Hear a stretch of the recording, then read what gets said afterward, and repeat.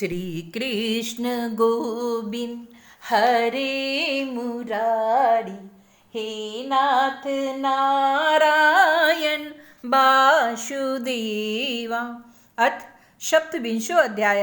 श्री कृष्ण का अभिषेक। श्री सुखदेव जी कहते हैं, हे परीक्षित, जब भगवान श्री कृष्ण ने गिरिराज गोवर्धन को धारण करके मुसलधार वर्षा से ब्रज को बचा लिया, तब उनके पास गोलोक से कामधेनु बधाई देने के लिए और सरसी देवराज इंद्र अपने अपराध की क्षमा मांगने के लिए आए।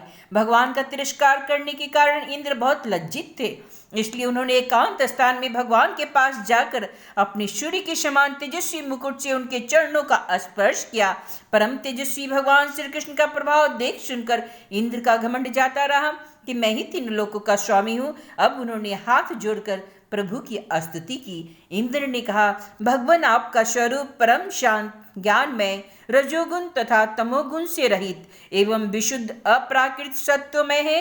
यह गुणों के प्रवाह रूप से प्रतीत होने वाला प्रपंच केवल मायामय है, क्योंकि आपका स्वरूप न जानने के कारण ही आप में इसकी प्रतीति होती है। जब आपका संबंध अज्ञान और उसके कारण प्रतीत होने वाली देह आदि से ही नहीं है, तो फिर उन देह आदि की प्राप्ति के कारण तथा उन्हीं से होने वाले लोभ क्रोध आदि दोष तो आप में हो ही कैसे सकते हैं।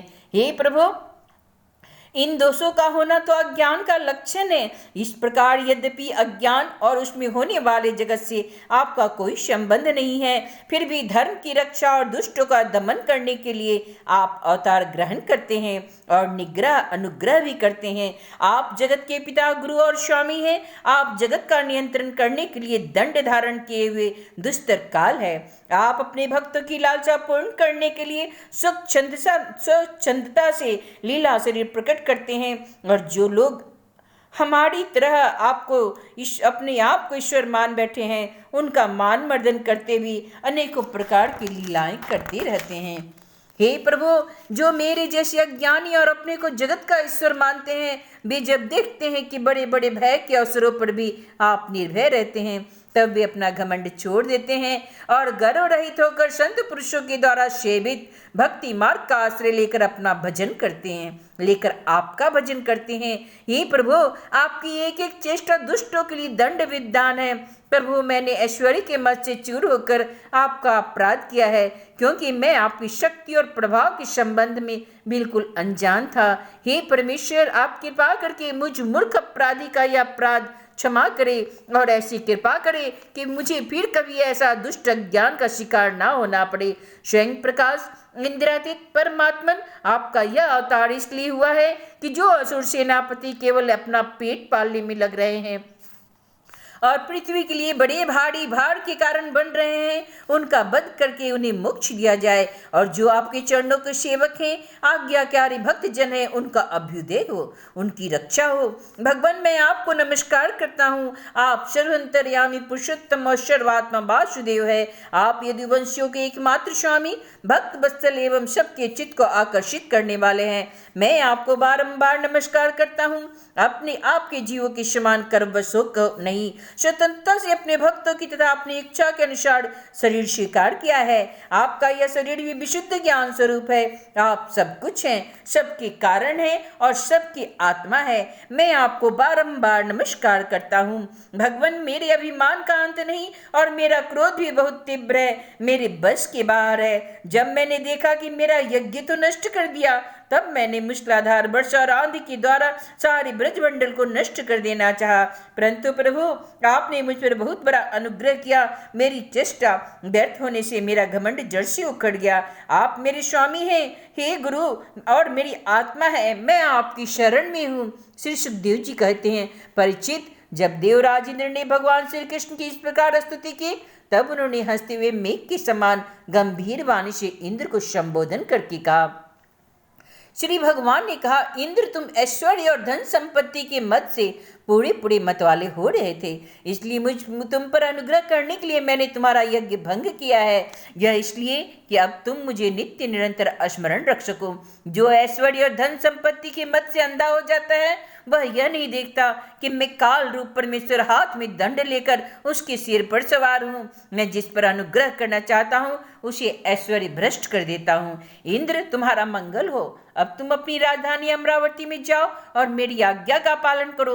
अब कभी घमंड न करना, नित्य निरंतर मेरी सन्निधि का, मेरे संयोग का अनुभव करते रहना और अपने अधिकार के अनुसार उचित रीति से मर्यादा का पालन करना। परीक्षित, भगवान इस प्रकार आज्ञा दे ही रहे थे कि मनुष्यनी कामधेनु ने अपनी संतानों के साथ गोप वेशधारी परमेश्वर श्री कृष्ण की वंदना की और उन्होंने संबोधित करके कहा, कामधेनु ने कहा, सच्चिदानंद स्वरूप श्री कृष्ण, आप महायोगी योगेश्वर हैं। आप स्वयं विश्व हैं, विश्व के परम कारण हैं, अच्युत हैं। संपूर्ण विश्व के स्वामी, आपको अपने रक्षक के रूप में प्राप्त करके हम तो शनात हो गए हैं। आप जगत के स्वामी हैं, परंतु हमारे तो परम पूजनीय आराध्य देव ही हैं। हे प्रभु, इंद्र त्रिलोकी के इंद्र हुआ करे, परंतु हमारे इंद्र तो आप ही हैं। अतः आप ही गौ, ब्राह्मण, देवता और साधु जनों की रक्षा के लिए हमारे इंद्र बन जाइए। हम गौवे ब्रह्मा जी की प्रेरणा से आपको अपना इंद्र मानकर अभिषेक करेंगी। विश्वात्मन, आपने पृथ्वी का भार उतारने के लिए अवतार धारण किया है। श्री सुखदेव जी कहते हैं, परीक्षित, भगवान श्री कृष्ण से ऐसा कहकर कामधेनु ने अपने दूध से, देव माता की प्रेरणा से देवराज इंद्र ने ऐरावत की शुंड के द्वारा लाए हुए आकाश गंगा के जल से देवर्षियों के साथ यदुनाथ श्री कृष्ण का अभिषेक किया और उन्हें गोविंद नाम से संबोधित किया। उस समय वहां नारद, तुम्बुरु आदि गंधर्व, विद्याधर, सिद्ध और चारण पहले से ही आ गए थे।